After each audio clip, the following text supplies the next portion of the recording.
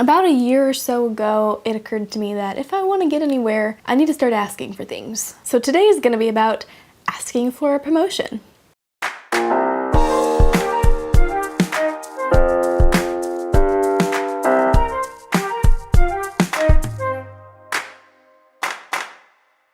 There is a certain generation that gets stuck with the stereotype of being entitled. I've actually seen it pretty equally spread among all generations, but that's just my humble opinion. The example that I want to use comes from somebody who is 45 or older. It's somebody that I used to work with a long time ago. She would complain to me a lot about how she deserved a raise or a promotion. She was never making enough money. She would always say, I've got a master's degree. I've been in the workforce 15 years. I deserve this. So I'm just gonna burst that bubble real quick and talk to you about how just because you've got a certain degree and you've added some letters behind your name and your email signature, that does not automatically entitle you to a promotion or to a raise. Similarly, no matter how long you've been in the workforce, you are not automatically entitled to make a certain amount of money. The only time you are entitled to a promotion or a raise is if you are adding more value. If you are bringing in more money to the company than anyone else that you work with, you deserve to make more money than anybody else that you work with. If your education has increased your knowledge and you can apply those concepts to what you're working on, and that allows you to add more value to your company, you deserve to make more money. If you are doing better work than you were 5 years ago, you deserve to make more money than you were 5 years ago. Are you following me? So I just want to burst that bubble of having fancy degrees and having a lot of time in the workforce. Those don't mean anything in and of themselves unless they equate to adding more value in the workforce.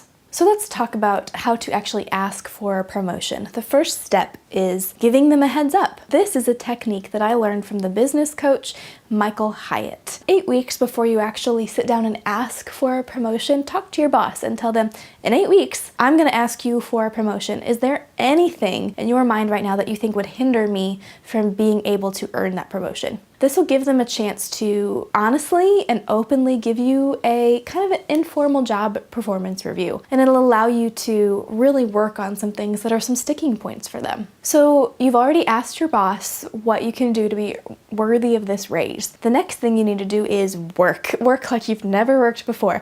So they tell you where you're slacking. You need to now give them 110% because now you're being held accountable. You have explained to them what you want, and if you want to get that, you need to show them that you are willing to work for it. For example, if it bugs them that you're a few minutes late every day, show up 10 minutes early every day. You want to make sure that you are doing everything in your power to be worthy of that promotion. 8 weeks have rolled around, you've worked really hard, and it's time for you to actually sit down with your boss and talk to them about why you are worthy of this promotion. What you want to do is you want to consider how you are adding value. Before you sit down with them, you want to find concrete evidence that shows how you're adding value to this company.